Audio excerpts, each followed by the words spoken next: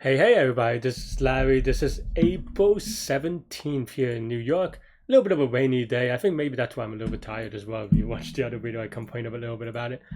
But um but yeah, it's just been rainy and I've been, I don't know, just working out too much. So that's kind of try to do this farm as soon as possible, or as I wouldn't say as quick. I'll try to explain a little bit. But yeah, if this is a low effort video, my apologies. Leave a question in the comment or on the Discord. I don't even know what I'm saying anymore. Sorry, friends. All right, 536. Construct binary tree from string. You need to construct a binary tree from a string consisting of parentheses and integers.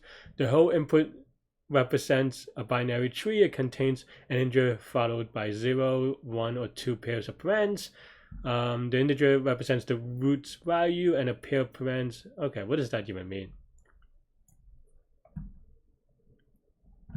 Because I look at this tree and I'm just confused about all these things about parents. But okay, so you're actually giving a string and you're trying to.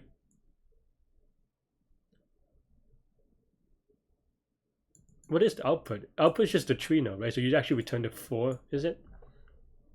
It's, yeah, you return the root of the tree node. The input output is not very. Yeah, it's a little bit confusing, but it's fine. It's just. Yeah, I mean, this seems pretty straightforward, to be frank. I don't know who Frank is. But basically, you see a left paren, you push, and by push I mean you go, and then if you see a right paren, then you go to the other side, right? I mean that should be it. I'm trying to think whether you have to be careful. Whatever, is it always complete? Why would it be? Okay. I was gonna say like because if you could be missing left nodes or something like this, but it just seems a little bit awkward. But okay. How do I want to write this in terms of implementation? I mean, I think the idea is pretty straightforward, but it's about implementation, right? And here, yeah, we traverse. Yeah, okay, right. So then now here we have maybe I like to like this is basically I want to say this is recursive descent, but it's not even really. It's just a lazy version of it. Basically, this is an idea of taking a language and converting it into a parse tree, or the other way around.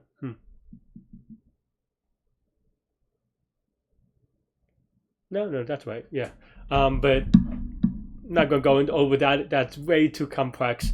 But yeah, we'll just kind of look at the current index and then look into it, right? So okay. Are the numbers digits?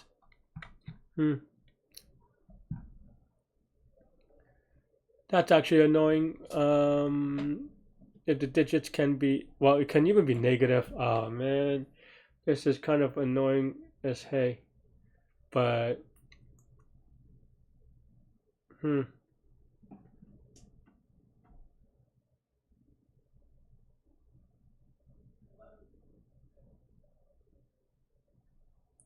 maybe I won't do a traversal. Let me think about this, right?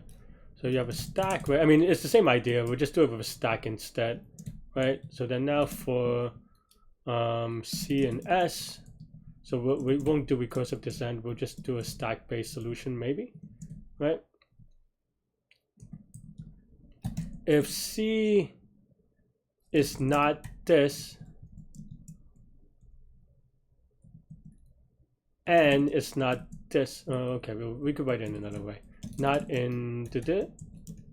Then that means that this is a thing, right? So then maybe we'll just stack dot append C, right? And then else, which means that it is in this. Okay, then maybe we could just. If then now we get a left parens or right parens, then we now take the top of the stack and pop it as a buffer until we get. Well, if it's left, what happens, right? If this is left, then we construct a new node, right? So what's top of the stack? So then now we construct a node on the top of the stack.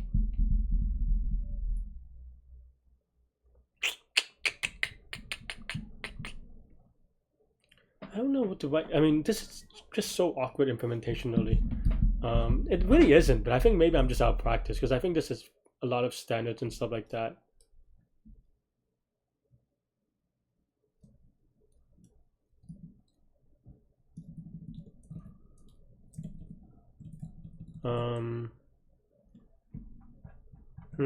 Sorry, I got distracted. I'm trying to think. Do we create a node on top of the stack? Okay.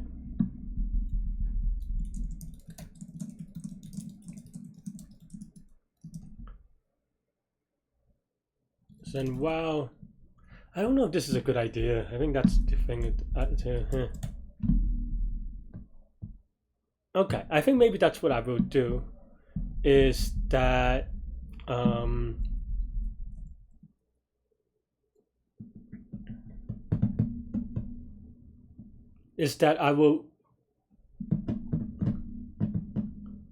create the thing.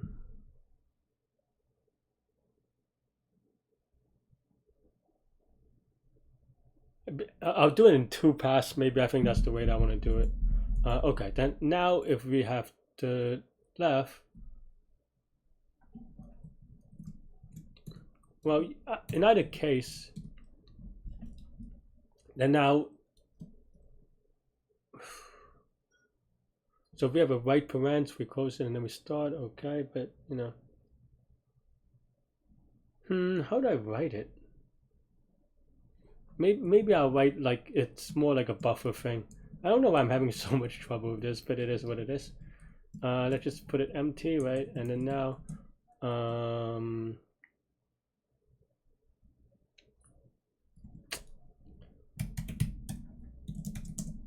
right, something like this, right? And then now, if this is the case, if stack of -1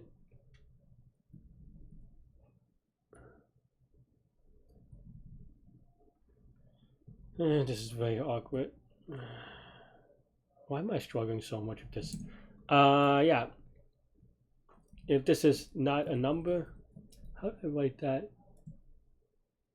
I mean, I know how to write it, but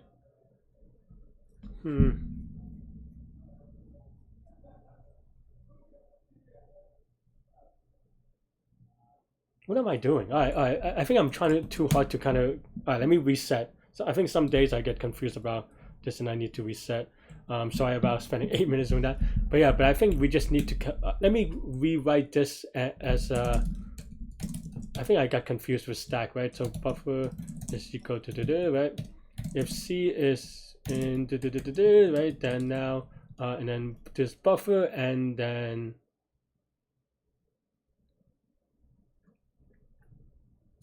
How do I want to say that? Oh no, that's fine. Okay, that's fine. If this is right, and then now maybe there's the current buffer, and then there's the thing, right? Of just what's it called? Expression maybe. So then now if this is this, then expression dot append C, and then also expression dot append the buffer, right? The buffer joined, and this could be converted into int, right? This is if length of buffer is greater than 0, right? All right, that's it. Right. Let's see. Just want to make sure that I'm doing this right. Whoops. Okay. What I'm? Oh, I didn't do the else. Okay, Larry, come on. Append C, and also here buffer is equal to empty again. All right, some silly mistakes. Okay, so now we have what we want, which is now we don't have to worry about parsing the number. So one of the reasons why I was just very, I don't know, my head is not right today. But one of the reasons why I didn't put that much focus on stuff is because I was worried about like handling all the special cases with like -4 or even with like double digits. You know, like like triple digits, double digits, whatever it is. They didn't show it in here, but those are the test input cases that I was worried about, right? So then now here we have a more usable friendly thing, right? So then now I think is numeric has messed me up in the past because I think that doesn't work with negative numbers, but either way I think it's fine. So then oops, I guess that's fine, an extra thing. Click on submit by accident. Whoops. Oh well. I mean, it's not. Luckily, it's not a contest. I've done that during a contest too. But okay, now you can see that they're numbers. Whoops. Okay. And then now we can do it in a more straightforward way, right? Which is for expression. So maybe x in expression, right? And then now we have a stack. And then here, if x is number, how do I check that again? Is number.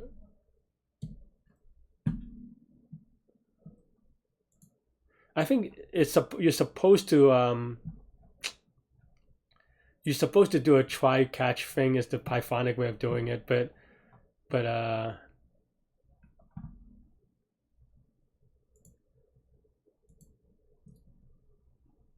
it is a little bit annoying, right? So basically the idea here is that you do this and then it's supposed to be in a try catch is the way to do it in Python.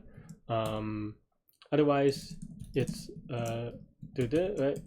So then now if okay, so we have a number, then we create a node, right? So we have a tree node of this value. We push it on the stack, and then now if x is equal to left parens, then what do we do? And that means that what do we do?